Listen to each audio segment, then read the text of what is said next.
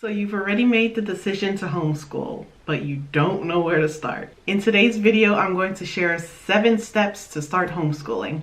And these were the 7 steps that I took as a first-time homeschooler. So I'm pretty confident that it will help you kind of make your way through the jungle. But first, hi, my name is Genise. I'm a wife, stay-at-home mom, New Floridian, and now a homeschooling mom, and I make homeschooling and homemaking content. I do want to share when I find things that help me out in hopes that it will help someone out there out as well. If you're new, I hope you get something out of this video, and I hope you'll consider subscribing to the channel and becoming part of the family by the end. Anyway, let's just get right into it. The first step that I wanted to share with you to start homeschooling is to get yourself plugged in. Connect with others. And I'm not just talking about connect with anyone. I'm talking about people who are on the same journey as you are. Homeschooling families. I have been able to do this through a couple different ways. Mostly it has been through Facebook groups.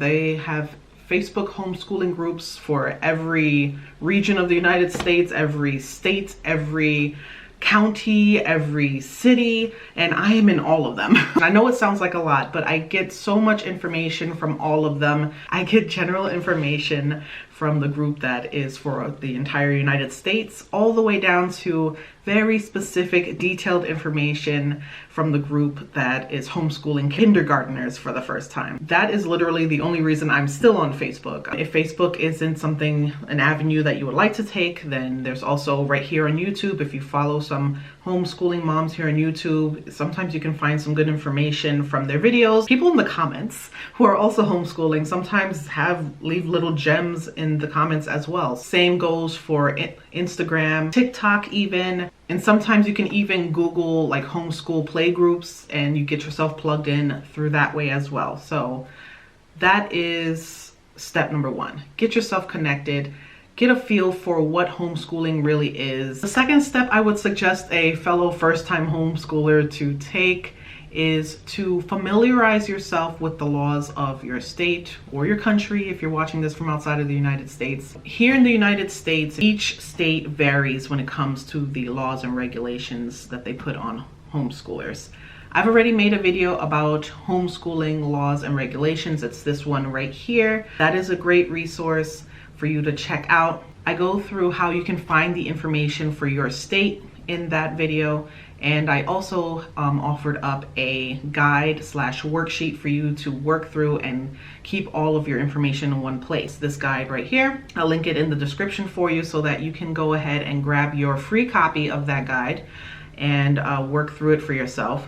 But this is a very important step. Do not skim on this step. Make sure you know those laws in and out, because if you don't know them, you can get pushed and pulled in every direction. When it comes to dealing with the Department of Education, you can't rely on them heavily to know all of the laws. And if you don't know them yourself, chances are they can try to gain more information out of you than is required and really make you jump through some hoops unnecessarily. But most of the time, it's just that they aren't very well versed. So yeah, I definitely would say spend some time on this step. Really make sure you internalize all those laws, your rights as a homeschooling family. That's why I highly suggest downloading the guide and keeping that worksheet nearby. I took it, I wrote it out, and I punched holes in it, and I put it in a binder with all of my other papers, just so that it is there if I should need to reference it. Your child's homeschool education starts with your education first, especially if you're a first-time homeschooler like me who went through the whole system from, kindergarten onwards, and this world is something completely new to you. We have to kind of retrain ourselves, retrain our brains, and learn about the world that we're stepping into.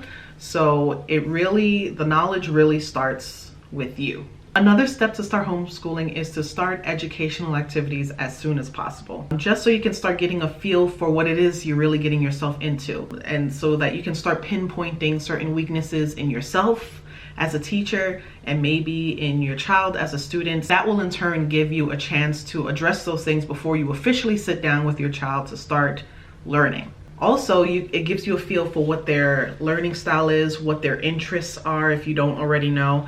I ended up taking my child to the library on a weekly basis. I let her roam the library. I saw what books she gravitated to, and especially in the nonfiction area. Started picking up books about the human body. She started picking up books about insects. And so I took note of that. And now as we go into our homeschooling, I'm going to make sure I work some of that stuff into the lessons throughout the week. One of the big pros to homeschooling is that you can make it specifically tailored to your child and their interests for the most part. The fourth step to start homeschooling is to know your why. And I think this is very important as well, because having a strong reason for homeschooling, it's going to get you through the hard days. We're going to doubt ourselves at some point. It is very important to know why you're doing it, and it's very important that it is a very strong why. And speaking of doubts, what doubts are you having right now as a first-time homeschooler? Or even if you're a veteran homeschooler, what doubts are you still having even after, teaching for a couple of years or more? Let me know down in the comments. I would be so interested in knowing so that I can mentally prepare myself for this year to come.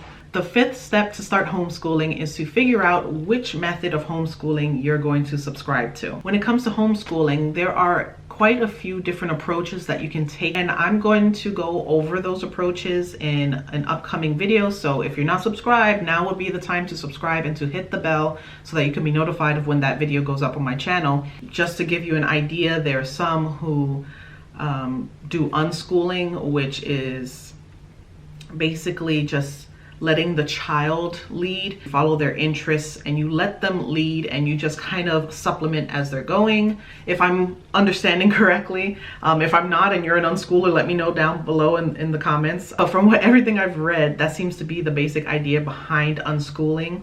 Then you also have the eclectic, which is like a little mix of all the different approaches in there. You have the classical, where you're really just following the way regular school is kind of set up and you're just doing it at home with them. So there are many different approaches to take. You should definitely look into all of the different approaches and familiarize yourself with them, and then just start seeing which ones you think would work out for you and for your child. The next step after that to start homeschooling is to choose your curriculum.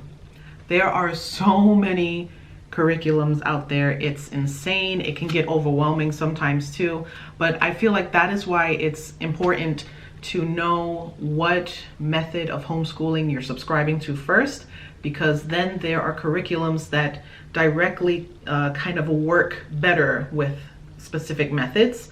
And then there are parents who are just complete bosses and they make their own curriculum up. They take from here, they take from the internet, they take from that book, they take from this book, and they create their own curriculum. And I believe that's like a beautiful thing that is completely tailored to their child or their children, and that's great.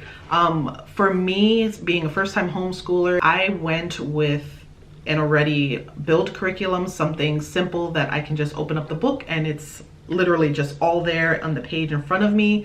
It even tells me what I should be saying to my child in between working out different problems and the letters and stuff. So that, I feel like, is what's going to work for me this year, just as I find my footing.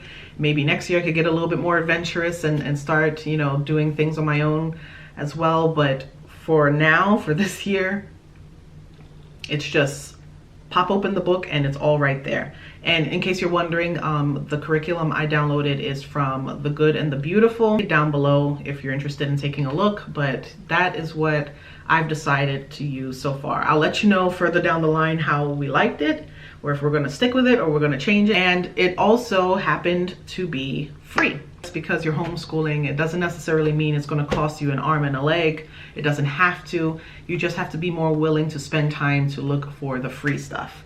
The seventh step to start homeschooling is to set your goals. And remember, while you're setting these goals, you should include your child in them. I actually went and asked my child what she wanted to learn. This is your child's education. Include them in some of those decisions. Set goals for their education, like you want them to be able to read by the end of the year. You want them to be able to do multiplication and division by the end of the year. Also set goals for them in other areas. I set spiritual goals for my daughter. Being in kindergarten, I added in like emotional goals for her. Learn about being kind, about being helpful, about being just a good person in general. And I also set schedule goals. Late morning, I'm setting the goal of at least 20 minutes working on language arts in some shape or form, and then in the early afternoon another 20 minutes of working on math. And as I go, I want to add in little things where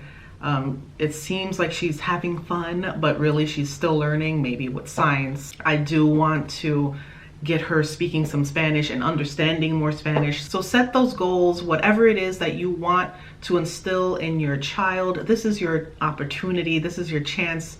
You're the teacher. Give them what you think they need as their foundation. If you're a first-time homeschooler as well, I want to know what steps you're taking. Let me know in the comments. And if you found this video helpful and you're looking forward to the next one, please show it some love by giving it a big old thumbs up.